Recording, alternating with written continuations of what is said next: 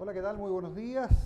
Son las 8 de la mañana con 11 minutos de este día martes 29 de abril. Iniciamos una nueva edición de Hablemos en Off en Radio Duna, una edición especial. Junto con Matías del Río realizaremos este seminario en que nos ocuparemos de un tema recurrente: ¿qué debe hacer la política en función de la ya establecida disminución de la población? Para ello tendremos un panel en el cual conversaremos con Sandra Quijada, que es la coordinadora de Opinión Pública del CEP, Andrea Repeto, directora de la Escuela de Gobierno de la Universidad Católica, y Cristian Larroulé, profesor de la Universidad del Desarrollo. Está muy modesto Cristian en sus presentaciones, el currículum sería bastante más largo. Junto a Matías del Río intentaremos traer un poco de luz a las distintas posiciones respecto a un tema que alguien me decía: oye, pero ¿por qué les importa tanto este tema? Porque lo que hemos intentado hacer en estos 30 años de Radio Duna es ocuparnos también de los temas que no les parecen importantes a la gente en un determinado momento, pero que luego adquieren importancia. Es lo que hemos hecho en estos 30 años y queremos que este primer encuentro en conmemoración de los 30 años vaya en esa dirección. Un poco de verlo venir.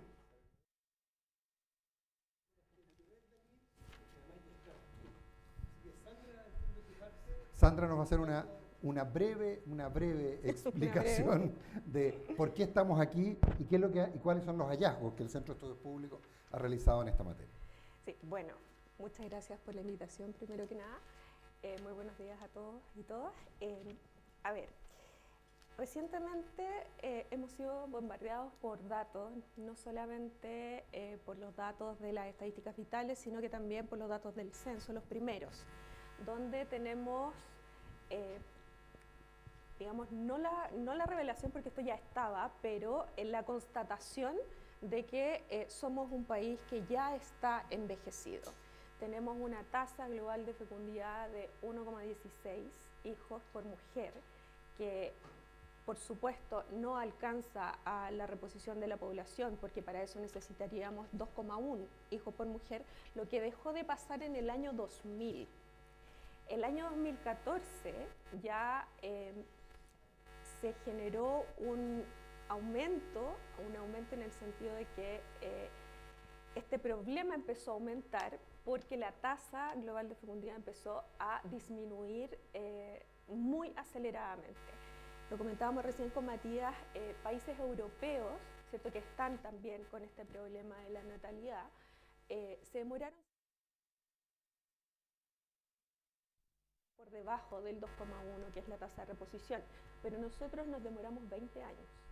Entonces la verdad es que esto tiene aspectos positivos y tiene aspectos negativos, ¿cierto? El aspecto positivo es que nuestro país logró controlar el embarazo adolescente, y eso por supuesto que es una buena noticia, porque de alguna manera, ¿cierto?, tenemos hoy día, los nacimientos están digamos, las mujeres están teniendo sus hijos desde los 30 años en adelante. Ha ido avanzando la edad en que se tiene el primer hijo. Antes las adolescentes tenían muchos hijos, ¿cierto?, que era un problema. Después empezamos, ¿cierto?, ya en la década del 2000 a que fuera entre los 20 y los 30 años, y hoy día el pic es de los 30 a los 40 años. Entonces, en el fondo, las mujeres han retardado la edad en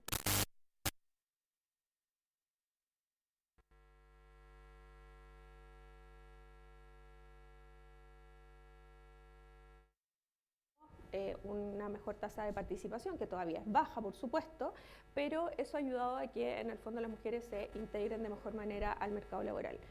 Pero digamos que este problema lo que genera la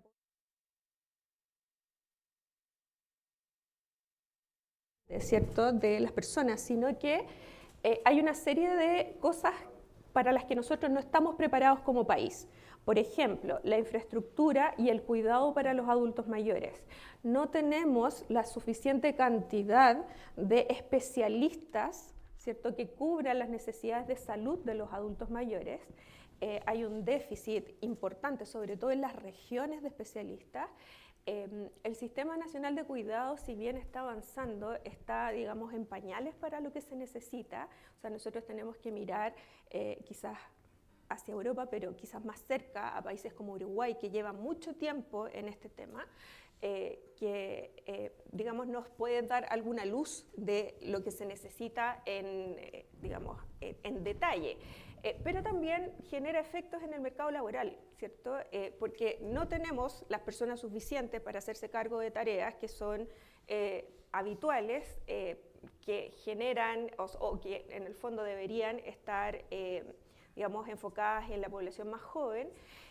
Y por otra parte, ¿cierto?, se puede generar un problema muy importante en las pensiones, ¿cierto?, porque con la reforma y con el pilar no contributivo se puede generar un gasto que no estamos viendo y que con las estimaciones que ya se hicieron nos podemos quedar cortos con el gasto que estamos proyectando. Entonces, tiene una serie de efectos, como digo, no solamente negativos en el sentido de que nos tenemos que preocupar, que hay cosas que no estamos haciendo, que no hemos hecho y que tenemos que hacer, pero por otro lado también tiene aspectos positivos de los que tenemos que estar orgullosos y por otro lado sentir que tenemos una oportunidad, ¿cierto? Una oportunidad de desarrollar adecuadamente lo que llamamos economía plateada, ¿cierto? No en el sentido solo del consumo de los adultos mayores y cómo llegamos a ellos, sino que también del cuidado, de fomentar, ¿cierto?, el trabajo de las personas de 50 años y más que hoy día están siendo como relegadas un poco en ese sentido. Entonces tenemos una tarea ahí importante que realizar. Las tendencias demográficas, me imagino que si este es un problema, voy a hacer la analogía con, dice el mito que el Titanic se enteró, o el capitán del Titanic, mucho antes de que iba a chocar y no había forma ya de cambiar el rumbo. No soy especialista, así que una de esas es solo un mito, pero sirve en el ejemplo. Aquí estamos viendo que vamos a chocar con un problema enorme que tú has narrado. Hay vuelta, hay una posibilidad de no evitar a lo mejor los efectos, pero aminorarlos, o ya el rumbo está trazado. A ver, cuando se están los niveles que nosotros estamos, es muy difícil volver al 2,1. O sea, eso es prácticamente imposible. Los países europeos que han tenido éxito con una, digamos que no una política pública, sino que un mix de política pública bien interesante, lo que han logrado es no seguir disminuyendo la tasa de fecundidad. Entonces, en el fondo, lo que nosotros tenemos que hacer ahora ya es... ¿No hay países que lo hayan revertido en el ejemplo? En el corto, sí. Por ejemplo, Hungría ha logrado subir 0,2, ¿cierto?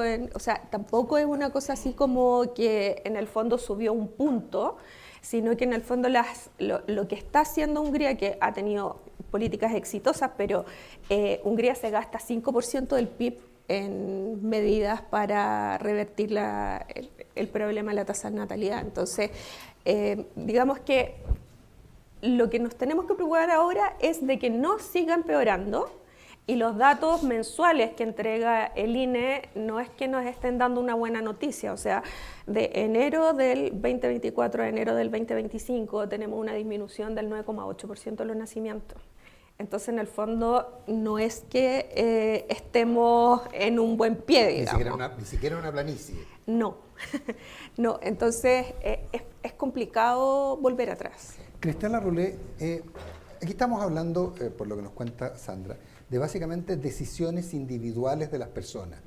Postergar la maternidad, eventualmente no tener hijos en función de un bienestar momentáneo o un bienestar permanente, etcétera. ¿Qué puede hacer la política, más bien la política entendida como quienes legislan, como las políticas públicas, para cambiar ese patrón de decisiones? Porque estamos hablando de decisiones profundamente individuales en que los individuos tomamos decisiones a partir de la información que recibimos. Y por lo que nos cuenta Sandra, la información nos lleva a ese lado. ¿Qué se puede hacer desde el punto de vista de las políticas públicas y directamente desde la política? Bueno, la gente se mueve por incentivos, me enseñaron a mí, y yo creo firmemente en eso. Pero yo quisiera complementar en algo de lo que decías, Sandra. Yo creo que el problema es mucho más grave de lo que la discusión política y la discusión pública lo presenta. Yo creo que estamos recién tomando conciencia de la gravedad. Voy a dar un solo dato. Hay gente muy experta en el extranjero, como un economista español que es profesor en la Universidad de Pensilvania, Fernández Villaverde, que algunos de ustedes han escuchado, que dice que la crisis de Japón, acuérdense, la crisis de crecimiento de Japón, que duró básicamente casi 20 años, se debe, según él, a este problema, a la falta de crecimiento producto de la falta de crecimiento de la población. Y si uno mira los números de Chile, como lo decía muy bien Sandra, oye, se está empezando a parecer también al fenómeno japonés. Entonces, nosotros que hoy día tenemos un problema de crecimiento económico, ¿no es cierto? Todos queremos que el país vuelva a crecer. Bueno, se nos aparece, a mi juicio, una nueva realidad que hace que esta situación sea mucho más difícil. Entonces, yo creo que yo lo felicito por haber convocado a este tema. Malthus se equivocó y yo creo que esa es la buena noticia, porque en el fondo no se dio cuenta de nuevo de la capacidad de ingenio, de creatividad del ser humano, y eso es lo que tenemos que mirar aquí. Ahora, ¿qué se puede hacer? Primero, yo creo que la primera pregunta es ¿qué no se debe hacer? Porque hay muchos países que han tratado de resolver este problema parcialmente con un cierto tipo de política, y yo creo que hay que mirar más bien a los países que lo han hecho, pero como dice Sandra, lo han hecho manteniendo el nivel. Entonces ahí hay países como Francia, como los países de Europa del Norte, que están en niveles de 1,8 de tasa de fertilidad, y yo creo que nosotros con este nivel que tenemos hoy día tenemos que tratar de aspirar a eso. Y esas son políticas que tienen que ver con el cuidado de los niños, eso es fundamental, el tener un sistema de atención, y ahí la Andrea sabe muy bien, por ejemplo, de un proyecto de ley que está esperándonos desde hace, yo no sé si décadas ya, en el Congreso, y que es urgente armar un debate de opinión pública para que eso se acelere. Entonces, hay políticas por hacer. Andrea, cada 3 jueves vas tú a nuestro programa y siempre logras mencionar, aunque sea el tema de la ley de Sarascuna, y está bien, porque por lo menos hay un Pepe Grillo que nos dice ahí, parece insistente, pero por Dios que es importante. Aparte de esa que es una ley en particular, me imagino que detrás hay un espíritu que motiva a tener una ley. ¿Cuáles son a tu juicio las medidas más relevantes a las cuales habría que empezar a esbozar como una discusión para poder tener hacia adelante, no solamente en lo concreto del funcionamiento de una institución, sino que culturalmente en la comprensión de este problema? Sí, bueno, déjeme partir agradeciendo la invitación aquí a esta conversación y felicitando a la radio por sus 30 años, no se cumplen 30 años Cierto. Todos los días. Son 30 años con Nicolás en el micrófono, además. Es muy importante. Hay resiliencia en el país. Por eso es muy hay importante. resiliencia en el país. Vamos, todos más o menos en la misma, Matías, así que no, ¿qué te puedo decir? No, mira, este es un problema que lo describía muy bien en la conversación aquí, que no es un accidente, esto hay decisiones detrás de las personas, de las familias, esto no son, hablamos mucho de las mujeres, pero esto no se hace sola, esto son decisiones que ya son más familiares, de pareja, con aspiraciones de las mujeres de participar en lo público, de estar en el mercado laboral, de estar fuera de lo doméstico también.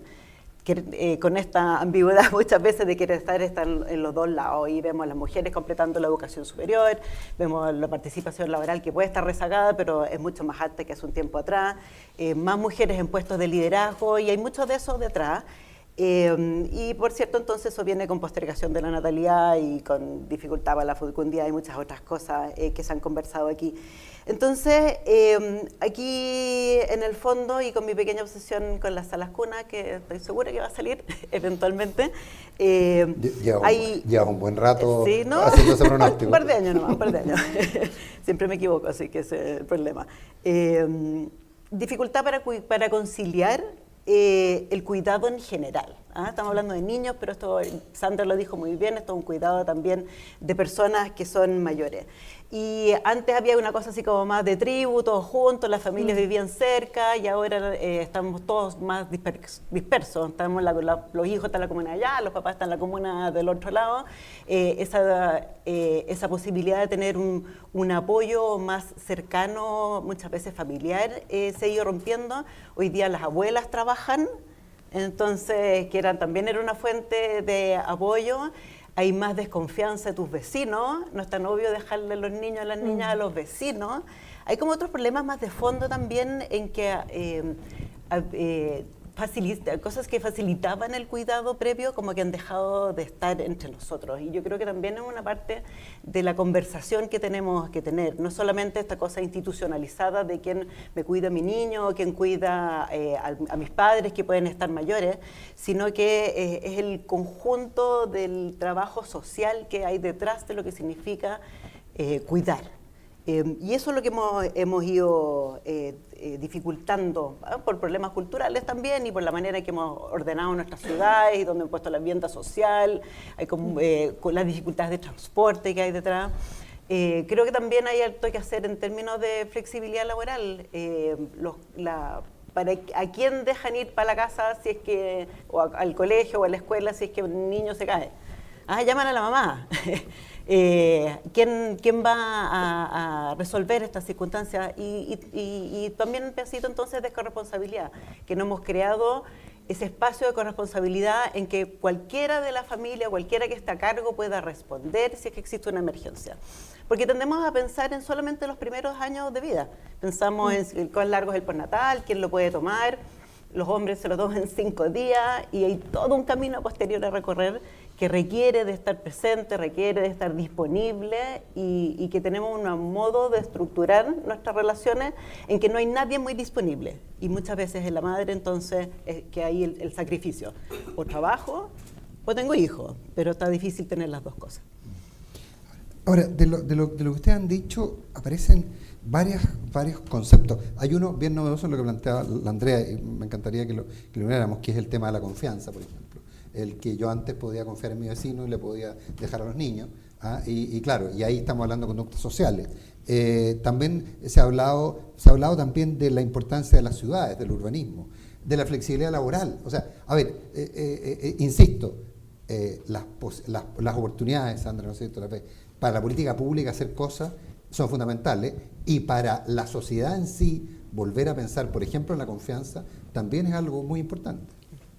O sea, lo conversábamos hace unas semanas en el seminario del CEP, lo planteaba la subsecretaria, de que hemos perdido el sentido de comunidad, de vivir en comunidad. Uno no conoce a su vecino, no sabe quién es, vive años y ni siquiera ante una emergencia es capaz de, en el fondo, golpear la puerta y decir, bueno, me presento, vivo acá, al lado suyo, hace años. Entonces, no solamente tiene que ver con eso. Y el problema se agudiza porque como hoy día tenemos familias más pequeñas, ¿cierto? Antes, en el fondo, eran choclón, ¿cierto? O sea, yo recuerdo cuando era pequeña y nos juntábamos en la casa de mi abuela y éramos muchísimos.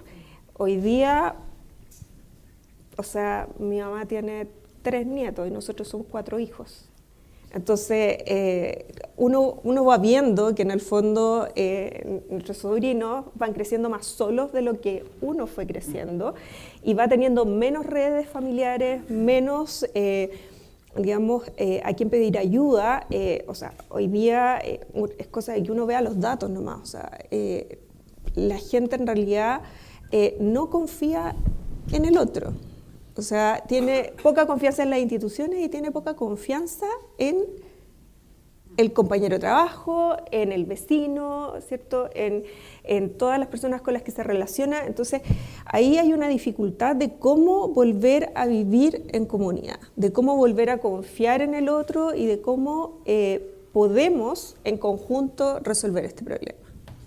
Cristian, la migración surge como un elemento fundamental hoy día, como una solución, más bien, porque entiendo que los números indican que las madres hoy día, las madres que están teniendo hijos hoy día son fundamentalmente o mayoritariamente extranjeras, ¿no? Como país. un punto, conversando con Sandra Sí. en terapia hace un Exacto. tiempo, tú nos recordabas que el subsidio de la migración ha permitido que las cifras no sean tan malas. Digamos. O sea, de hecho tenemos un 18% a nivel nacional de hijos que son de madre extranjera. Y esto se agudiza mucho en el norte, donde, por ejemplo, tenemos una región donde la mitad de los niños son de madre extranjera. Entonces, a ver, esto no es tampoco una cosa que haya pasado estos últimos años. Tampoco. O sea, esto, si uno mira los registros del 2018, por ejemplo, se encuentra con que en el 2018 ya teníamos un 14% de los niños que eran de madre extranjera, que en el fondo es cuando vino la primera ola de migración. Entonces antes teníamos un poco menos, pero en el fondo efectivamente las madres extranjeras han ayudado a que, por ejemplo, si no en el norte tendríamos tasas de fecundidad bajo Sí, un niño ahí, por, Cristian, estamos por viendo, mujer, sí. estamos viendo nuevamente la inmigración como un factor en la economía, que es tu especialidad, ¿no es cierto? Y en cómo se va a plantear la sociedad hacia adelante. No, claramente la migración desde la perspectiva del crecimiento económico, producto de la caída de la población, que es un aspecto, nos está ayudando. Al final tenemos un 10% más o menos de migrantes que son parte de la fuerza laboral y que colaboran. Entonces, yo en esto hay que distinguir en el debate que estamos teniendo hoy día. No es muy políticamente correcto, pero claramente tenemos que preocuparnos de eso y preocuparnos de que haya una migración formal, ¿ah? Y que eso, porque colabora significativamente en este problema. Perdón, pero la tendencia muchas veces en la discusión, no de expertos, sino que de opinología, Y en la política. es a cerrar las fronteras y no se toma en consideración este factor, por ejemplo. Yo solamente digo un dato. Nosotros tenemos 20 millones aprox de habitantes. Sí. Eso es muy poco. Eso es muy poco. Desde la perspectiva de un país que quiere crecer, que tiene ambiciones, de ser un país desarrollado, eso es muy poco. Los migrantes ayudan en parte a frenar ese problema, pero es mucho más allá. Yo lo que digo, si ustedes, el rato que llevamos de la conversación, hemos hablado de temas de política pública, de temas muy, muy, muy diversos. Vivienda, por ejemplo. Vivienda es un factor clave desde el punto de vista del crecimiento de la familia, ¿ya? El acceso a la vivienda de parte de los jóvenes. Aprovecho de pasar de tratar de meter un golcito. Miren el desastre que ha significado el retiro de los fondos de pensiones desde el punto de vista del acceso a la vivienda para las familias jóvenes. Subió la tasa de interés, mucho más restricciones. Bueno, ese tipo de políticas hay que mirarlas hoy día desde la perspectiva del crecimiento de la población, porque tiene que empezar a ser un parámetro a incluirse que no se ha incluido, digamos las cosas como son. Por lo tanto, bueno, pongo el caso de vivienda como un ejemplo. Después estábamos hablando de la desconfianza interpersonal que tiene Chile. Bueno, el mundo de la sociedad civil es fundamental en esto. La sociedad civil es fundamental. Las fundaciones, estos que hemos estado discutiendo los últimos años y de alguna manera criticando, muchas veces con mucha razón, por mal comportamiento. La demonización en sí no hace sentido, digamos. ¿La qué? La demonización pero en sí, obviamente que no hace sentido. Para este tema es fundamental la sociedad civil. ¿Quién se va a preocupar? Además, esto va a ser un tema del gobierno central, ¿no? Esto tiene que ser temas del gobierno municipal, del gobierno regional, que es donde hay más cercanía con los problemas, están mejor identificados. Entonces, este es un problema muy complejo. El otro día vi un cálculo de una persona que decía que si nosotros seguimos con este nivel, en pocos años más no vamos a ser 20 millones, vamos a ser 12. Mira. Claro. Bueno, China entiendo que está pronosticado que baje a como la mitad de la población en 40 años más aproximadamente. O menos. Así es, así es. O sea, este es un problema global completamente, ¿no, Completamente. Andrea? Ahora, pero hay un punto que me encantaría que la Andrea se haga cargo, porque la semana pasada estuvo con nosotros en el programa Janet von Bolsendorf y hablamos de sistemas complejos. Y justamente porque alguien podría, si probablemente alguien en la Cámara de Diputados o en el Senado, cuando se estaban discutiendo los retiros, aquí está nuestro querido diputado Undurraga, si hubieran discutido los retiros, alguien ha dicho, esto va a tener efectos en la población, probablemente lo habrían abucheado y no habría tenido ningún resultado. Y claro, la vuelta es larga, pero tiene que ver con que al encarecerse el costo de la vivienda, imposibilitarse el acceso al crédito o disminuirse el acceso al crédito, disminuir el tamaño de las viviendas, etcétera, etcétera, y por lo tanto menos posibilidades de acceder. Entonces, desde la complejidad de entender que cualquier política pública, cualquier legislación influye en todo y particularmente en materia como esta, ¿qué se hace desde una escuela de gobierno? Andrea Repetto. Tremenda pregunta. Primero, déjame el comentario que hizo Matías a la pasada. Esto de verdad es un fenómeno global. Esto no es una cosa particularmente chilena, y quizás nosotros la tenemos más acentuado. Claudia Goldin, Premio Nobel de Economía de hace un par de años atrás, tiene un estudio reciente que muestra que los países que crecieron muy rápido en periodos cortos como el nuestro justamente son donde están pasando de manera más fuerte esto. ¿Cómo pensamos en este problema en términos de política pública? Yo creo que el ejemplo que puso Cristian con los retiros, que los retiros y los excesos de gasto también de gasto fiscal 2021 tuvieron consecuencias, y yo creo que eso es simplemente un ejemplo de algo que le pasa a la política, que está mirando el cortísimo plazo y le cuesta mirar el largo plazo. Está pensando, nosotros en el país nos pasamos en elecciones, en el último tiempo ha sido tremendo, y las elecciones te cortan la vista. Sí. Están mirando solamente lo que va a suceder ahora, esto es popular, esto no es popular en este minuto. Nos cuesta, a veces sí vemos las consecuencias, pero de mediano o largo plazo, pero nos las miramos para el lado y a veces no las alcanzamos a ver. Yo creo que un poquito lo que está en tu pregunta, Nico, es que hay cosas que se nos olvida que están sucediendo al mismo tiempo. Matías dijo al inicio estas cosas que no vimos ver, y Sandra dice esto desde el 2000 y no estamos hablando de esto. Entonces, el rol que tiene el mundo de la academia o los centros de estudios que están participando en la discusión política y que intentan hacerlo desde la evidencia, el pensamiento, la ciencia, justamente invitar a ver que hay otras consecuencias adicionales. Pero una cosa distinta es sacar a la política de su mirada cortoplacista de muchos de estos problemas. Cristian, ¿y por qué nos demoramos 25 años en empezar a hablar del tema? No, que ya desde el 2000 esto se vislumbraba, y recién ahora, en los últimos 2 años, hemos empezado a preocuparnos y hemos empezado a darnos cuenta. Claro, lo que pasa es que la caída, el número, es muy fuerte, en muy poco tiempo. Sí, yo creo que Chile tiene un récord en esto, debe ser de los 3 países del mundo que más ha visto caer el crecimiento de la población. Entonces, entonces yo creo que hay una necesidad urgente de que este tema, por eso partí felicitándolo, una necesidad urgente de que este tema se levante.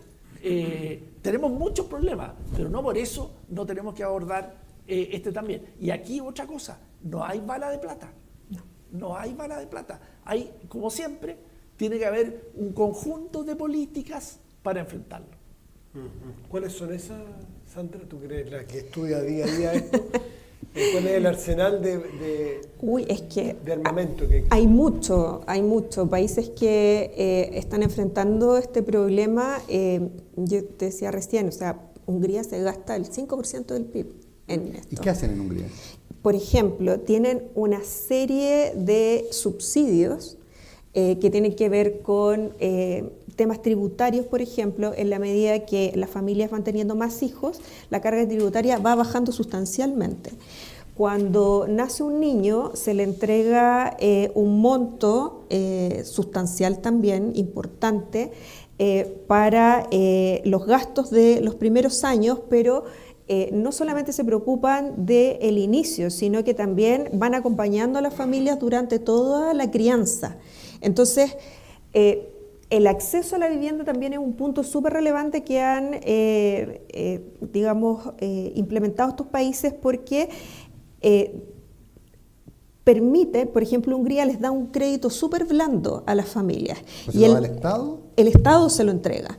Entonces, en la medida que tú vas teniendo más hijos, ese crédito va disminuyendo, o sea, se le cobra menos e incluso la vivienda puede ser entregada gratuitamente a familias que tienen más hijos. O sea, a la medida que tú vas en tu tercer, cuarto hijo, ya en el fondo la vivienda es parte de la familia, o sea, se le entrega gratuitamente a la familia. Se les entregan créditos blandos, el sistema tributario es muy flexible, sobre todo para las mujeres.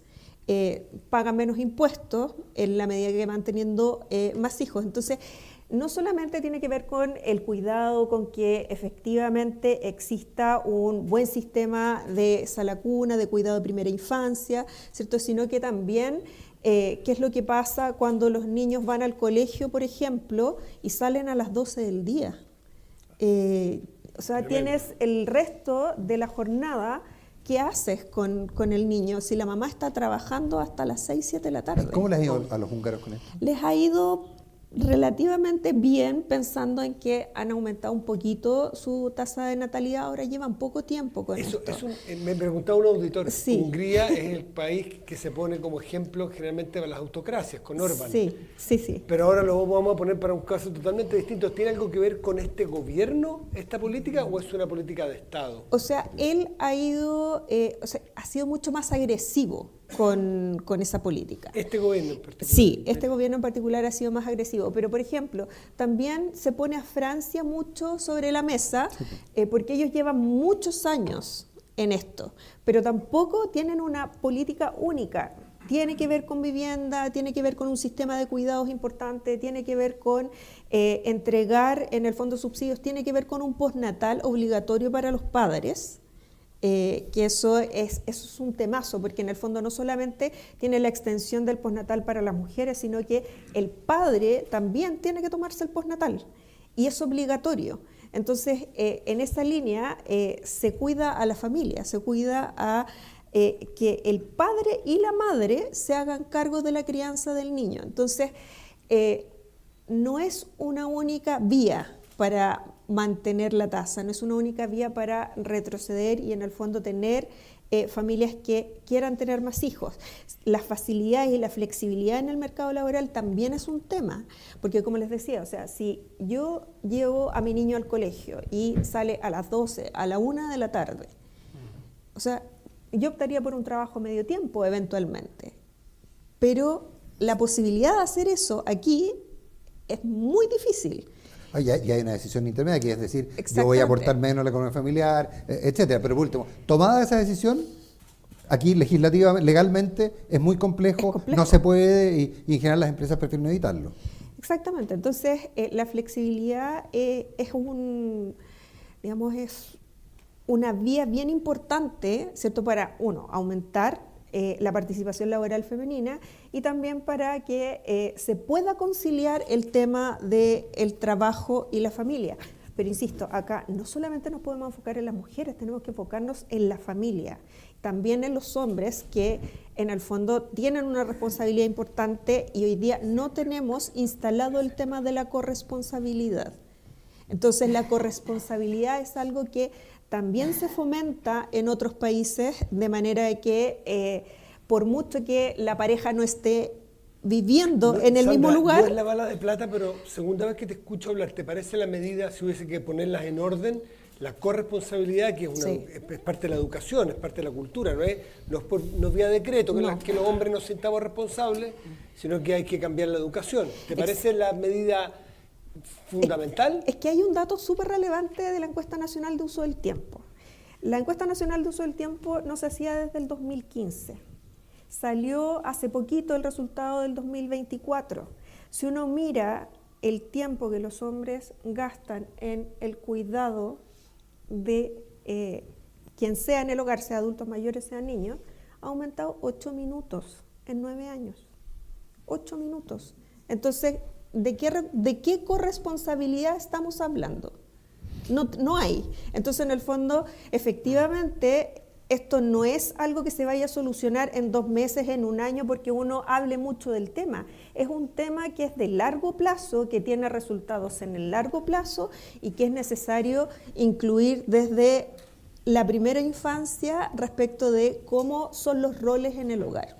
Les queremos recordar a nuestros auditores que probablemente algunos llegaron tarde y dicen ¿qué está pasando? No entendemos mucho. En parte del ciclo Conversaciones Duna estamos realizando este conversatorio El legado de Malthus, un enfoque para entender los desafíos políticos del futuro, y están con nosotros Sandra Quijada del CEP, a quien escuchaban recién, Andrea Repeto, una voz habitual en la radio, y Cristian Larroulet, que antes era una voz muy habitual, ahora menos, pero en fin, intentaremos que eso cambie.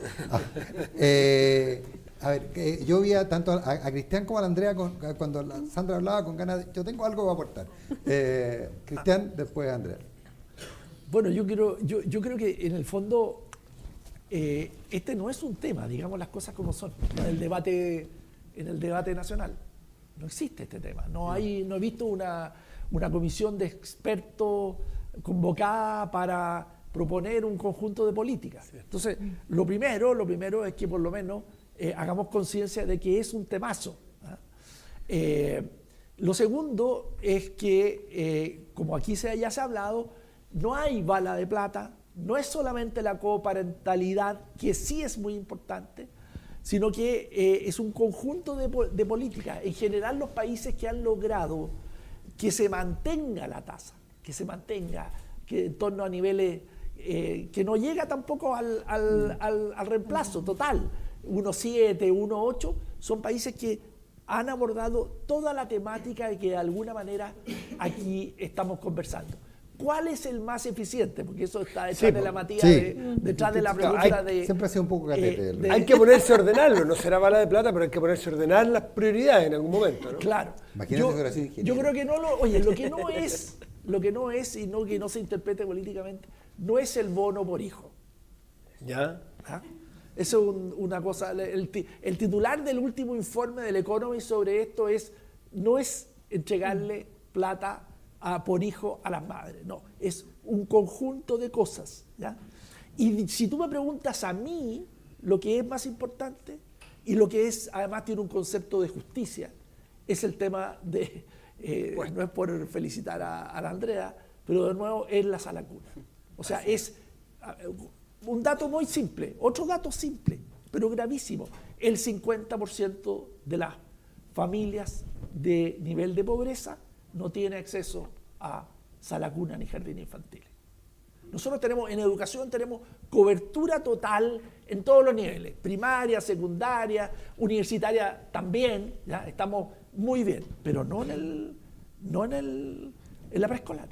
No es el bono, entonces, si es la sala cuna, son los impuestos. Yo creo que si tú me obligas a ordenar, sí, yo creo que lo más importante es la sala cuna y la cobertura de los jardines infantiles. ¿Y los impuestos, Cristian? ¿La flexibilidad tributaria? ¿Familias más grandes, menos impuestos? No, yo creo que eso no es así. Eso no es la bala de plata. No esperaba otra cosa. La bala de plata es... No, si él está proponiendo un... Yo no propongo negativo. Nada, yo hago preguntas insolentes a veces, pero a veces no. No. Pero en este caso no. Insisto en dos cosas. Uno, sala cuna, pre-kinder, y una subvención para eso. Yeah. Lo otro importante es flexibilidad laboral. Porque en el fondo, esto de que estamos conversando de la paternalidad, también es un acuerdo en la familia, ¿ya? Entonces, que yo pueda tener ese acuerdo con mi señora, digamos, hace tiempo, ¿sí? Pero ese tipo de cosas, a mi juicio, son los primeros, no los únicos, los primeros. Mira. Andrea, ¿tú? Orden. Sí, acá yo no me alejo por un orden, porque aquí hay motivos muy diversos por los cuales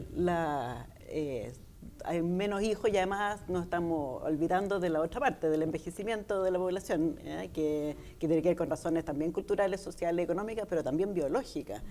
Entonces, y hay una diversidad de causas y una diversidad de contextos. Es distinto una madre sola o que vive con el resto de la familia. El problema que tiene es distinto.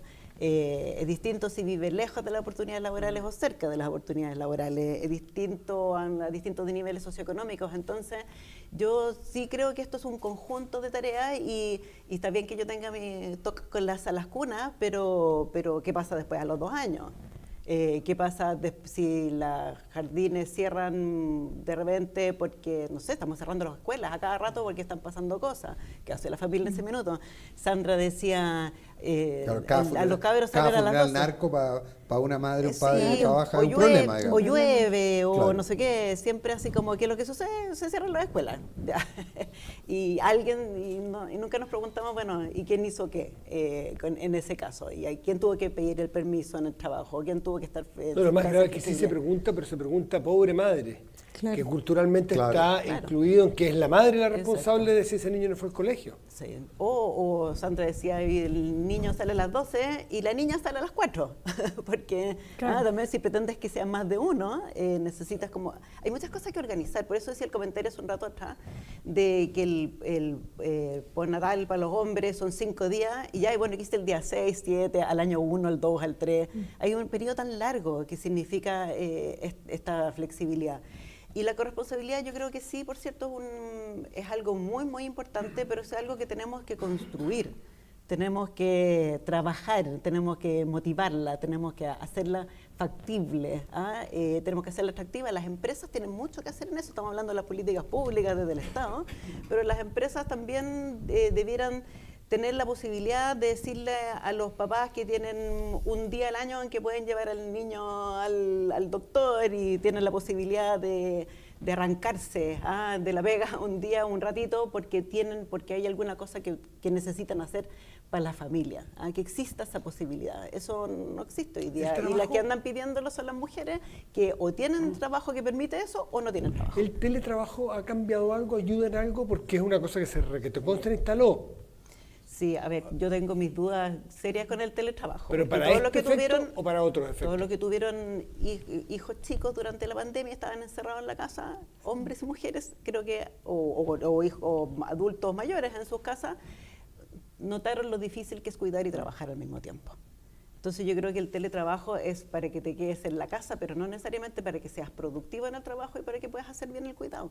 Yo no veo que eso sea una solución y creo que lo vivimos en carne propia. Que como bien una hermana que le decía así cuando se enojaba con alguien, le decía, te deseo hijos chicos durante el COVID, porque esto es un problema.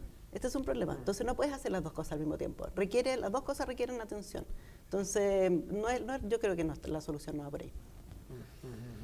Les recuerdo que estamos transmitiendo desde Hotel Pullman, en el ciclo Conversaciones Duna, un programa especial de Hablemos en Off. Vamos a prolongarnos más adelante hasta las 9:30. Le agradecemos Información Privilegiada que nos haya permitido ocupar parte de su espacio. Y voy a aprovechar para agradecerle a los auspiciadores de Hablemos en Off, Clínica Alemana, AFP Habitat, Banco BCI, Vital, GTD, La Rein Vial, UNAV, Talana, Toque, Mita, Consorcio, Mutual de Seguridad y Colbún, que nos han permitido hacer este programa sin hacer las menciones habituales.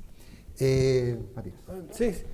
No, seguir con Sandra, con lo que le planteábamos a Andrea y a Cristian sobre ir ordenando las políticas porque no hay bala de plata, pero tampoco, si no hay ninguna, pues corremos el riesgo, no hay ninguna prioritaria, no toman ninguna. Me imagino que hay países que lo pueden estar haciendo mejor, que sí ordenan esto. Y también el tema de la migración, que me gustaría saber tu mirada. A ver,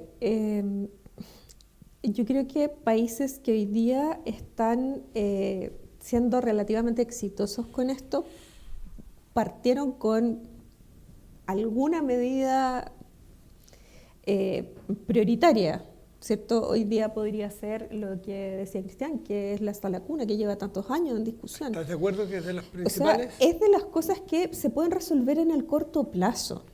Porque, por ejemplo, una medida tributaria lleva una discusión que es larga y que no es efectiva en el corto plazo. La corresponsabilidad tampoco es efectiva en el corto plazo. No es que como que uno diga, sí, ya, desde este minuto Voy a ser todos los consciente. padres y todas las Claro. madres, ¿cierto?, se van a ocupar con el mismo número de horas y con las mismas responsabilidades de aquí en adelante. Eso no va a suceder. ¿cierto? Eso probablemente pueda tener éxito en 10, 15 años más, porque como tú decías, es un tema cultural. Los países que resuelven este tema hoy día tienen, digamos, políticas de equidad de género que nosotros estamos lejos de alcanzar. Entonces, básicamente, hoy día lo que tenemos más a la mano de resolver es el tema de la sala cuna, es el tema de la vivienda, por ejemplo. Ahí también se puede hacer algo respecto del acceso. Facilitar el acceso al crédito que está restringido, que decía Nicolás, que es muy difícil para las familias que tienen menos recursos. Si bien hay subsidios y hay hartas ayudas del Estado, quizás debería ser un poco más.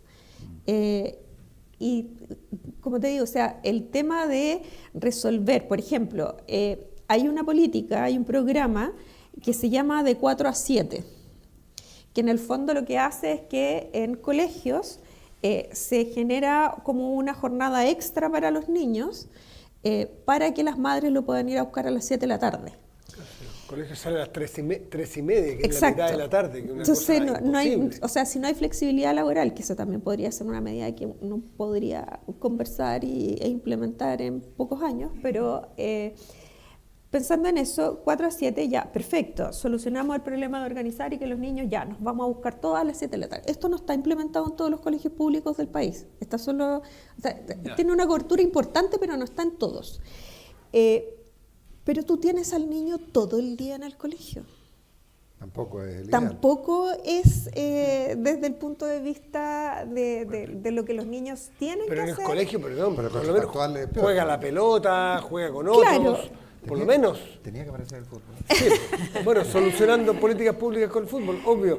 No, pero no es broma. La prioridad 1. Prioridad Prioridad uno. uno, No, pero sí. niños con otros niños, jugando, saltando, no necesariamente en un after school, pero sí haciendo vida de barrio que no se hace hoy día, Sí. versus la pantalla solo en la casa. A lo mejor no es tan malo. Pero las 40 horas quisieron hacer un poquito de eso. Sí. De que acortar la jornada laboral para que no tuvieran que estar los niños hasta las 7 en el colegio. Puede ser, entonces hasta las 6, pero a las 3:30 de la tarde claramente atenta contra toda organización posible de padres y madres que trabajan. Exacto, pero eso es un paso, por ejemplo. O sea, cuando se creó también el programa El Chile Crece Contigo, que es un programa que es súper relevante para el país y para la primera infancia. Eso también es una tremenda ayuda porque el Chile Crece Contigo no solamente se preocupa de la JUAR y de, en el fondo, el tema de la salud, de que los niños reciban lo que necesitan en los primeros años, sino que también hay todo un programa que está enfocado en enseñar a los padres cuáles son las mejores prácticas de crianza. Pero, de nuevo, o sea, no es lo único, el tema de la migración también es relevante para este tema, pero tampoco podemos pensar en que vamos a solucionar el problema con la migración si además tenemos un índice tan elevado de migración ilegal, ¿cierto? O sea, tenemos que tener una política clara al respecto y de cómo en el fondo vamos a hacernos cargo de estos niños que son chilenos, ¿cierto? Porque nacen aquí, ¿verdad? Y que reciban en el fondo la misma atención que reciben los niños que son de padres chilenos. O sea, tratar de no hacer diferencias en esa línea. Ahora, bueno, ustedes saben, una práctica de nuestro programa es que hay quienes tienen acceso a nuestro WhatsApp, ahí nos escriben. Y de hecho, la costumbre se ha repetido, inclusive con gente que está aquí adentro. Y claro, los médicos ven temas de salud, los políticos ven otros temas, los abogados ven otros temas. Pero, por ejemplo, una variable que me planteaba... Los peluqueros ven peinados, Los como peluqueros, dice claro, Serrat en una claro, canción. y del río ve pelotas. De fútbol, claro. Por favor. Pero ahora, el tema es, me plantean aquí, por ejemplo, un tema complejo es que desde el punto de vista de la salud pública, desde el punto de la eficiencia, es mucho más razonable que las mujeres la maternidad la tengan entre los 20 y los 30 años. Sí. ¿Ah? Y hoy día, como se posterga, aumentan los problemas de fertilidad, eso tiene un costo tremendo, los riesgos de complicaciones son mayores, etcétera. Entonces, Dato duro, clínica del sector oriente de la capital. Promedio de edad de las mujeres primerizas, 35 años. Dato duro de una persona que trabaja en el tema, 35 años. Están teniendo su primer hijo. Promedio. Andrea, ¿qué tal? Es que hay dos cosas de que hay una tensión. es muy cierto lo que acabas de decir. Hay una cosa biológica aquí detrás. Pero por otro lado, si tú tienes tus hijos muy tempranos, tu desarrollo laboral se corta. Entonces, y para eso sí que parece no haber si tú solución. sales a trabajar muy tempranamente y tienes tus hijos, esto vuelvo a Claudia Goldin, aquí se trunca tu carrera. O sea, siempre vas a estar un escalón por debajo de un hombre que siguió la carrera equivalente, aunque haya sido padre temprano. Entonces, ¿dónde hay una tensión ahí? Y no es tan obvio decir, ya, entonces, chiquillas, lo siento, no pueden trabajar, tienen que ponerse a tener hijos. Bueno, justamente el problema de fondo la del que tensión estamos entre la hablando libertad individual versus el bien colectivo, que los regímenes totalitarios lo resuelven de otra manera. Sí, no le digamos. podemos pedir a las mujeres que estén haciendo sacrificios, si lo quieres poner en esos términos. Ojo que además quiero decir algo que igual me incomoda de esta discusión, que hablamos de los hijos como si fueran un costo. Hemos estado todo el rato hablando del costo de esto, y el fondo está en el lado bueno, lo que queremos es facilitarlo. Entonces, claro, ¿cómo puedes hacer que el desarrollo laboral de las mujeres, profesional y sus aspiraciones a estar en lo público puedan ser compatibles con tener esa maternidad? Si eso es lo que tenemos que hacer, creo yo. Ahora, quizás para ponerlo en otra perspectiva, hay que pensar qué cosas son aquellas que no corresponden agregar. Por ejemplo, hay un proyecto de ley en el Congreso, si no me equivoco, en donde quieren extender el postnatal de las mujeres de 6 meses a 1 año. Bueno, eso es exactamente lo contrario de lo que hay que hacer. Entonces, quizás como el listado, hay que hacer el listado de cosas que se pueden hacer, que sean razonables, y el listado de las cosas que no hay que hacer. Ya hablamos de lo que significó los retiros para el acceso a la vivienda. Bueno, ese proyecto de ley es un desastre. Sí. ¿Qué otras cosas no hay que hacer, Sandra? Yo quisiera, más que no hay que hacer, yo creo que también hay que enfocarse en quien quiere tener hijos y no puede hacerlo. Ayer salía un reportaje en La Tercera sobre el porcentaje de cupos que se está usando de los bonos PAD que tiene subsidiado el Estado, digamos, para las personas que tienen problemas de fertilidad, ¿cierto? Y quieren tener hijos, pero solo se ocupa un 85%. Y estamos hablando de 595 cupos. O sea, no es nada. La cantidad de ciclos que se financian es muy poco. Entonces, digamos, desde el sistema público, desde el sistema privado, por supuesto, ahí o sea, la persona que tiene los recursos para hacerlo lo hace, ¿cierto? Pero desde lo público también nos hemos preocupado muy poco del tema de la fertilidad, porque así como tú recién decías, tenemos madres primerizas a los 35 años, ya. Desde los 35 años en adelante, ¿cierto? El tema de la fertilidad se vuelve un problema para las mujeres, claro, ¿cierto? Porque las posibilidades de quedar embarazadas son cada vez menores. Es un tema biológico, no es un tema de si quiero o no quiero, es un tema que de verdad uno enfrenta el reloj biológico, ¿cierto? Entonces, pasa que si tú llegas a querer tener tu primer hijo a los 35 años y ya tienes un problema, como por ejemplo, que esto es como con la población, hay un montón de mujeres que tienen endometriosis. Y eso reduce aún mucho más la posibilidad de tener hijos. Si tú te diagnosticas esto cuando eres joven, puedes tener un tratamiento y en el fondo hacer más fácil, ¿cierto? Que cuando tú quieras tener hijos puedas hacerlo, sabes cuáles son las herramientas, te tratas y qué sé yo, y con eso en el fondo puedes aumentar las posibilidades de tener hijos. Pero creo que más allá de, en el fondo, este caso particular, que se puede ver como particular, pero la verdad es que la prevalencia es bien importante en la población femenina, y algo de lo que tampoco se habla, porque es un tema que además físicamente es muy doloroso. Entonces, creo que el tema de preocuparse también de esas familias, ¿cierto?, que ansían tener un bebé y no pueden hacerlo, también es un tema del que hay que preocuparse. Y esos poquitos cupos que hoy día existen y que no se ocupan completamente por falta de información, ¿cierto?, por falta de que las personas no saben que existe esta posibilidad y puedan utilizarla, Creo que es importante, uno, el tema de la educación, la difusión y aumentar el financiamiento para este tipo de casos. Andrea, me gustaría conocer tu opinión sobre la flexibilidad impositiva, porque muchas veces familias más grandes, uno las ve planteando eso. Cristian dio su parecer.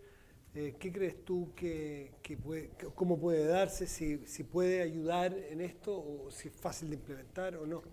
Mira, no sé cuán generoso podría ser alguna política de ese estilo como para que cambie una decisión tan drástica. Esto es el equivalente al bono. Te dais la plata por acá, le dais la plata por allá, Claro. pero en el fondo estás diciéndole ya te voy a Más dar plata para que disperso en el tenga más tiempo. hijos. ¿Cuánto necesitas tú para eso? Yo sospecho que ese monto es grande, no estoy tan segura que haya así como que sea una solución. Y además tienes que los que pagan impuestos a la renta son los que tienen más recursos y que en general también tienen más hijos, porque además entre toda esta discusión que hemos tenido tienen más apoyo al cuidado, tienen más facilidades, qué sé yo. Y no te preguntas qué es lo que está pasando una mujer sola, una familia con menos recursos, y ahí es donde entra el bono. En el fondo, al final, si vas a hablar de impuestos, ¿Tú también implícitamente crees estás que el diciendo bono eso. es una mala idea? Yo creo que es una buena idea que pongamos ideas sobre la mesa. Aparte de lo que hemos estado discutiendo acá, es que no hemos hablado de esto y que no estamos discutiendo, y puede que alguna idea se mejore o peore, pero está bien empezar a hablar de esto. Creo que es un buen inicio en ese sentido. Yo sospecho que es súper lejos de ser suficiente, perdón, y porque necesitamos todas estas otras cosas de las que hemos estado hablando acá, que son mucho más grandes. Pero yo le doy la bienvenida a que hayan puesto el tema arriba de la mesa, aunque no creo que sea la mejor idea ni la más efectiva. Cristian, ¿ven este tema sobre la mesa en otros ámbitos? En la política en general, en las conversaciones que tienen en las universidades. ¿Está el tema o no? No, yo creo que no está. Lo he dicho ya un par de ¿Hay veces. carreras, hay diplomados, hay posgrados que Yo estén creo que no estudiando en está, profundidad? yo creo que no está, y es de una significancia y un efecto gravísimo, gravísimo. Repito, el fenómeno japonés se dice que se debe a esto. Entonces, desde la perspectiva del progreso, que obviamente que nos interesa a todos, es muy grave, es muy grave. Entonces, de nuevo, como se ha dicho, por lo menos hay un listado. A mí me gustaría que hubiera una propuesta para estudiarlo. Aquí en esta conversación ya han salido muchas ideas, muchas experiencias exitosas o fracasadas internacionalmente. Este es un tema en el mundo. Lo que pasa es que no es un tema aquí, ¿ya? Pero yo supongo que con estos números ahora se va a atacar, digamos. Pero entonces hay un listado de cosas, ese listado de cosas ahí tiene prioridades, y hay un listado de cosas que no sirven. Solo el bono por hijo, ese no sirve, ¿ya? Y el tratamiento tributario, solo eso no sirve, eso no es. ¿Cuántos programas, a propósito de lo que estamos hablando ahora y que para otras materias estamos hablando de que hay que ajustar el gasto público? ¿Cuántos programas que hay que revisar para ver si es que contribuyen a el problema o lo agravan o a mejorarlo? Entonces, aquí ya se han hablado un par. Si ustedes están escuchándonos en sus autos, en sus casas o en sus oficinas y estaban esperando información privilegiada, les cuento que en 20 minutos más, a las 9:30, Información Privilegiada estará con ustedes. Estamos expropiándole un pedazo del espacio para hablar de temas. Nos van a cobrar de todas maneras. No te quepa ningún. Conociéndolo, digamos. Las expropiaciones no Bueno, esto no es gratis. Y a propósito de eso, nosotros les contábamos que el programa nosotros lo construimos muchas veces, hablemoslo, a partir de los aportes que nos hacen quienes por distintas vías nos dan datos. Ahora, todos los que están aquí es un grupo relativamente chico los que convidamos, y por lo tanto también nos interesa su aporte. Varios lo han hecho por WhatsApp, debo decirles. Y en el fondo tenemos un micrófono. Si alguien en algún minuto quiere hacer alguna pregunta o algún aporte, nos lo hace ver y lo planteamos. Yo creo que hay gente que puede hablarnos de migración, hay gente que puede hablarnos desde la política, desde la academia, desde la medicina, desde la educación. Tenemos en varios sectores, así que si alguien quiere hacerlo, levanta la mano y lo planteamos. A ver, pero la pregunta es para los tres, que quizá sea más práctico sea más práctico que lo veamos con Sandra. ¿Tenemos claro lo que no hay que hacer? ¿Qué es lo que de lo que estamos haciendo no habría que hacerlo? Yo creo que hemos hecho tan poco Que ni siquiera, Que que no va ni No habría siquiera para el espacio análisis. para digamos. equivocarse todavía. que yo creo que hay mucho espacio para, en el fondo, plantear ideas y probarlas. Pero por supuesto que nuestra realidad es súper distinta a la realidad de Hungría, es súper distinta a la de los países nórdicos, es súper distinta a la de Francia. Nosotros tenemos que tomar esas experiencias, estudiarlas y adecuarlas a nuestra realidad. Pero básicamente, o sea, evaluar lo que hemos hecho. Chile Crece Contigo, un súper buen programa de 4-7, sin duda ha ayudado a las madres que están solas con sus hijos a solucionar un problema que no es menor, ¿cierto?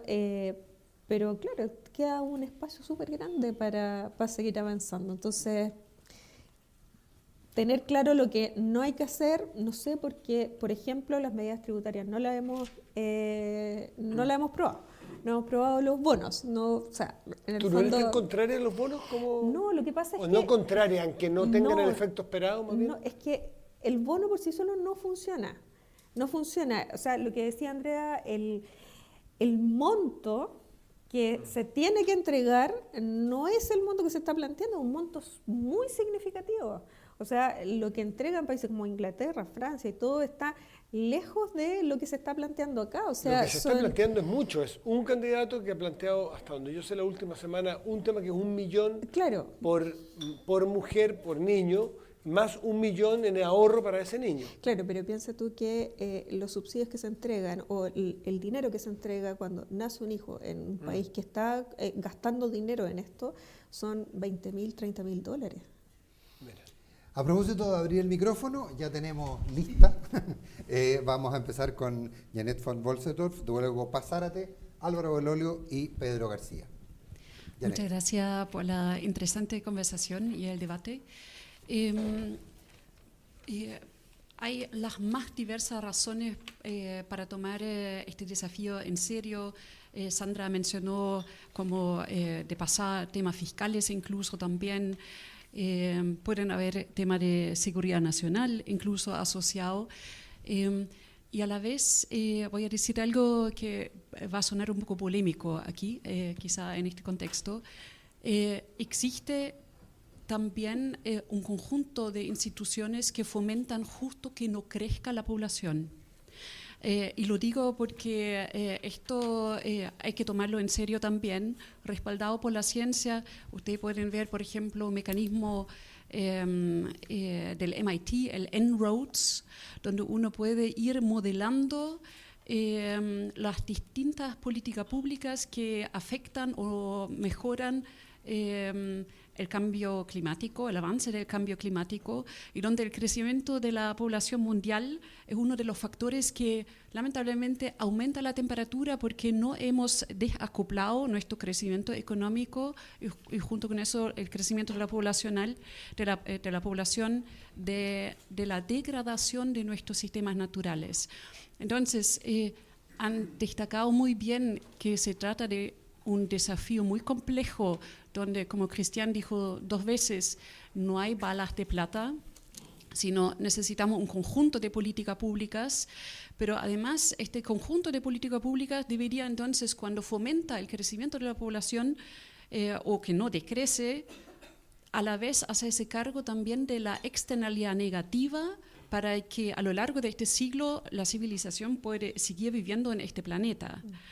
El World Business Council, 200 CEOs de la empresa más grande, dice que de tener más de 9.000 millones de personas en el globo necesita un cambio en la forma como funcionan nuestros sistemas económicos. Pero eso requiere entonces de un Estado que une una mezcla de políticas públicas, no solamente para fomentar la natalidad y la familia y la vida profesional, especialmente de las mujeres, sino también que se haga cargo de verdad, de una forma muy distinta, de la complejidad de las externalidades negativas. Esto no necesita una conversación sobre un Estado diferente que se haga de verdad cargo de la complejidad que eso implica, el de unir los desafíos y hacerse cargo de las dinámicas que eso implica? No sé, ¿alguien quiere plantear? Porque que es muy profundo lo que plantea Janet y es casi una constatación. Cristian. No, tienes razón. Obviamente que el rol público va a ser muy importante, tiene que ser muy importante. Yo la única cosa que agregaría es que ojo con esa mirada demasiado centralista, porque este tipo de problemas se abordan mejor en gobiernos locales. Voy a dar un dato que les va a sorprender. Un estudio que sacó Sandra reciente, me fijé que la caída de la población, perdón, la caída de los nacimientos del año pasado es mayor en Arica y es mayor en Punta Arenas. Entonces, eso te genera otra mirada.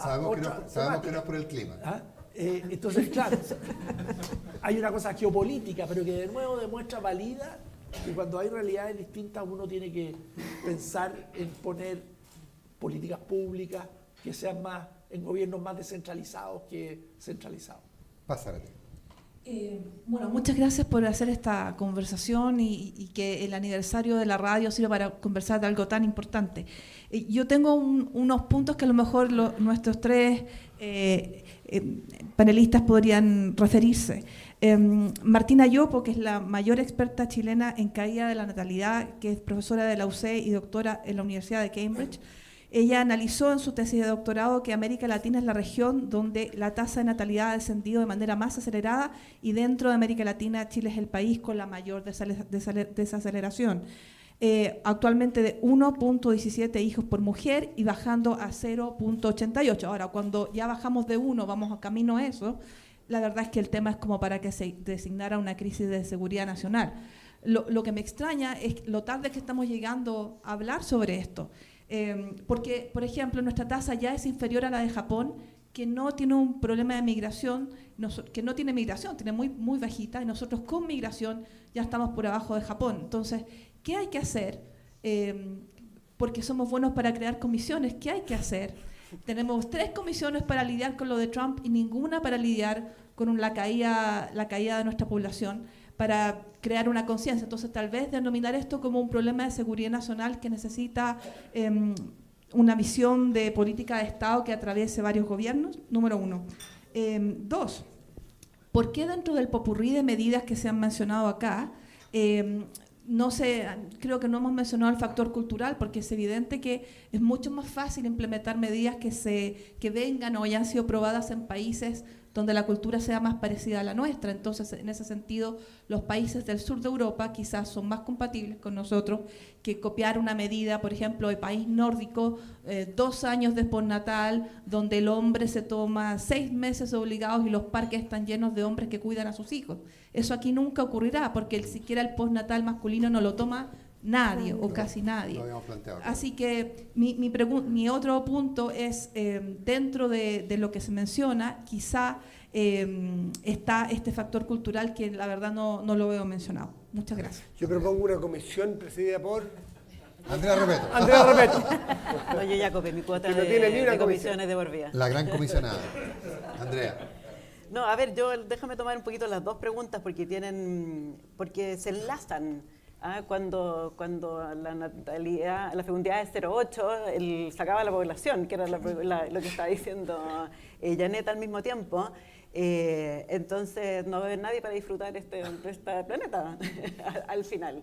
Entonces el tema es cultural, creo que sí lo dijimos al inicio, en el fondo, por lo menos de mi punto de vista, la inserción de la mujer en lo público, creo que hay mucho detrás de eso. Pero también en lo cultural está lo que consumimos y cómo consumimos. Voy a hacer un comentario súper poco popular, pero dejemos de hacer asado. Entonces, perdón, yo en mi casa también hacemos asado, por eso sé que es poco popular y se quedaron todos callados acá. Pero en el fondo, déjame decir eso, en el fondo, si no es solamente, hay un conjunto de cosas mucho más amplias que nos estamos mirando que están en tensión. una tensión es también lo climático, que Janet tiene toda la razón en traerlo a la mesa porque no lo hemos puesto acá, pero también significa entonces cómo cuidamos el planeta. ¿Lo cuidamos con menos gente o lo cuidamos con la misma gente haciendo otras cosas?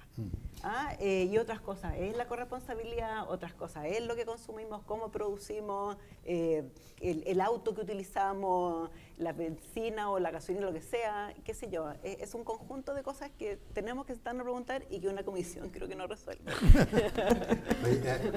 Le vamos a dar el micrófono a Loro Ololio, pero varias personas me han escrito, Sandra, planteando que el único país de la OCDE que tiene una tasa distinta es Israel.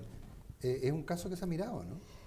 Sí, o sea, efectivamente Israel es uno de los de los que está como fuera de este problema, pero ahí insisto, lo mismo que decía Paz, las condiciones de un país como Israel no son las condiciones de un país como Chile. Entonces, uno puede mirar las medidas de cómo se abordan los temas ahí, pero en el fondo nosotros tenemos que tomar eso y adaptarlo a nuestra realidad.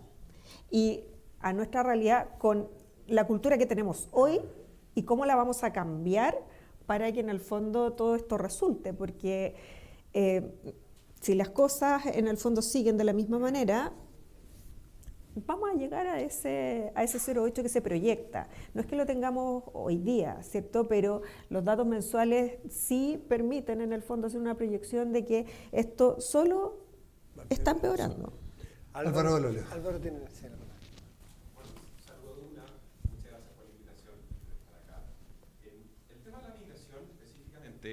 se ha escuchado de distintas autoridades defender la inmigración irregular porque efectivamente ayudaría a la natalidad y ayudaría al tema laboral. Yo quiero ver un poquito los datos viendo rápido. En los últimos 10 años, los extranjeros sin educación superior, los extranjeros han creado 374.000 empleos, pero los nacionales han perdido 662.000 empleos. O sea, hay un efecto sustitución. Nosotros en el libro que sacamos el año 2020 demostramos que las regiones con alta migración no calificada, los salarios disminuyeron. Esto no ocurre efectivamente con educación superior, donde es complementario, donde se crean empleos para ambos. Entonces, hay que tener mucho cuidado con el efecto que tiene la migración y especialmente la migración irregular con respecto al empleo. Porque si bien puede favorecer ciertos sectores de la economía, se ha ocupado para justificar la migración irregular. Y eso ha traído enormes problemas de cohesión. En materia de vivienda en la región de Tarapacá, 40.000 nuevas personas viviendo en campamento, en Alto Molle y La Mula, que no existían hace 5 años. Y además, el tema de los incentivos, lo mismo es la natalidad. O sea, decir que la migración, y especialmente la migración irregular, soluciona los problemas de natalidad, hay que tener claro que el gran problema es el costo el kilo de guagua es muy caro. Da lo mismo tu nacionalidad. Da lo mismo si eres chileno o extranjero, sigue siendo muy caro tener hijos en Chile, independiente de la condición. Pero tengo la sensación de que lo que se planteó en el panel fue más bien que, mirando los fríos números, había un subsidio sin darle una condición ni positiva ni negativa. El aporte que han hecho el aporte aquí en términos del número, y que la estadística sería mucho peor. Es decir, no creo que nadie en este panel haya sido partidario de la inmigración ilegal ni le haya considerado la solución al problema. Claro, pero en general se discute mucho, dice, oye, la migración soluciona el problema. El problema es que, según el INE, no, el número. Se ha triplicado la migración irregular en los últimos 2 años. Pasaron de 110.000 a 327.000. Entonces, bajo esa lógica, bajo todas estas dificultades, los problemas que hay con Junji, ¿en qué país ha sido exitoso una materia económica o de natalidad pensando solo en una lógica de una migración y especialmente una migración no calificada? Ninguno. No. O sea, eso es ninguno. Es fácil la respuesta. Sí. Ahí no hay ninguno, pero que sí aporta la inmigración formal, legal, por supuesto que sí. Sí, yo ahí quisiera agregar un dato, porque yo lo mencioné en la conversación.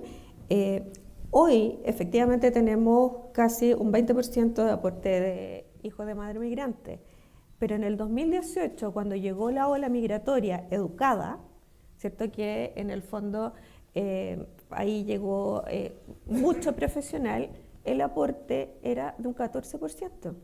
Entonces tampoco es una diferencia muy grande. O sea, ya en el 2018 nosotros teníamos un gran aporte desde la migración más calificada, ¿cierto?, a, digamos, los nacimientos que se generaron en ese tiempo. Entonces, ha aumentado, sí, 4%. O sea, tampoco le podemos atribuir efectivamente a la migración ilegal que efectivamente está solucionando el problema, porque eso no es así. Basta mirar los datos 2018-2019. Ya después, cuando vino la segunda ola migratoria, ahí habría que hacer un análisis más profundo, pero efectivamente la contribución de la migración fue en primer orden de la migración legal que llegó en el 2018. Pedro. Muy breve. Aprovechando la presencialidad del discurso del Papa Francisco y teniendo aquí al lado mío un gran ministro de Educación, creo que una de las cosas importantes es enseñarle a los niños a confiar en Chile, confiar en ellos mismos, a tener esperanzas y a vivir intensamente la vida. Yo creo que hoy día hay un nivel de escepticismo en mucha gente y en muchos jóvenes que es alarmante. En la medida que esto se les dé esperanza y confianza en que ellos son capaces de hacer cosas, yo creo que también podemos ayudar en esta materia. Yo viví en un Chile mucho más pobre, muchos de los que estamos aquí presentes, y la gente tenía hijos y no se morían de hambre y vivíamos todos felices y todos contentos. O sea, aquí hay que enseñar a vivir mejor la vida. No, muy buen punto el de Pedro. Yo lo vuelvo al título la sociedad sin Dios. Oye, yo lo vuelvo al título de esta conversación que ustedes iniciaron, que es Malthus. Acordémonos, Malthus era un religioso anglicano, pero la gran lección es que se equivocó. Y el mundo no, él dijo que el mundo se iba a empobrecer, iba poco menos que era una cosa catastrófica, bueno, y se equivocó. El mundo hoy día vive mejor, hay mejores condiciones de salud, la expectativa de vida, nunca se nos imaginó que íbamos a tener la expectativa de vida que estamos teniendo, y así sucesivamente. Entonces, en el fondo, yo creo que efectivamente el futuro no va a ser la destrucción ni el caos, y van a haber fórmulas para enfrentar este problema de caída de la población, como algunas de las que hemos conversado hoy día. Lo importante es el llamado de emergencia, lo importante es el llamado de atención. Hay que preocuparse de este tema. Y eso es un tema de familia, de decisión personal, pero también es una definición de política pública. Cerramos con una mirada de la política, no sé, Jaime Gasmuri. Bueno, agradezco la invitación. Bueno, estoy completamente de acuerdo que es un tema que hay que poner en la discusión. Yo quisiera solamente dos reflexiones. Una es que mi impresión es que los factores culturales son determinantes y tienen que ver con temas epocales, una discusión más larga.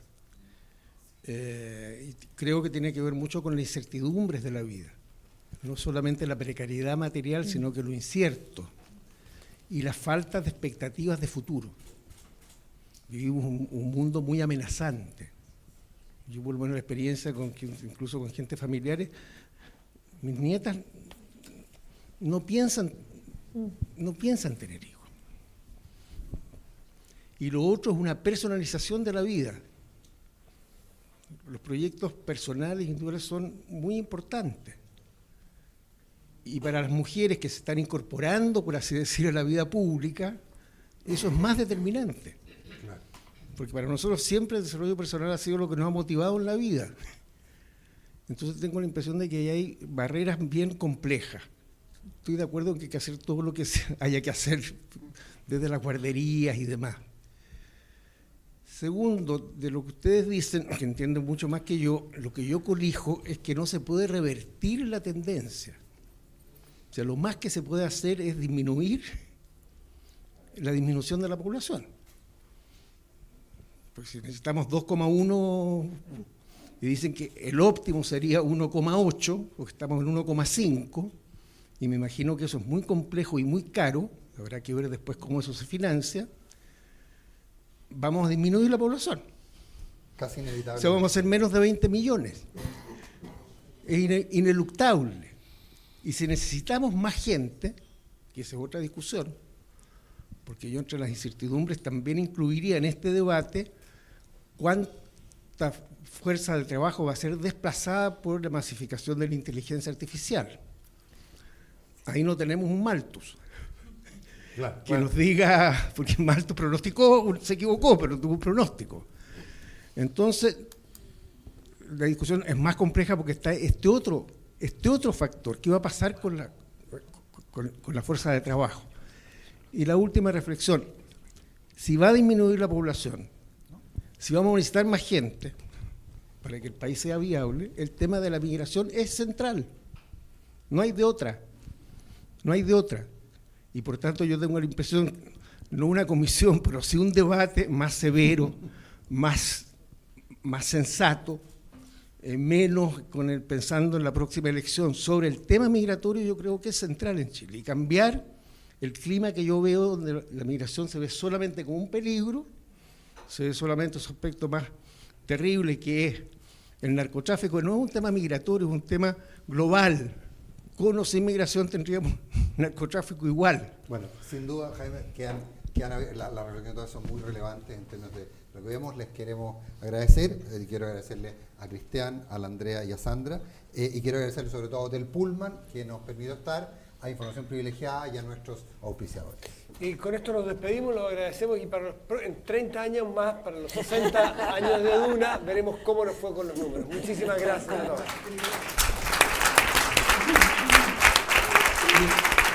Y en el WhatsApp, varios estaban reclamando que tenían hambre. Los invitamos a tomar ese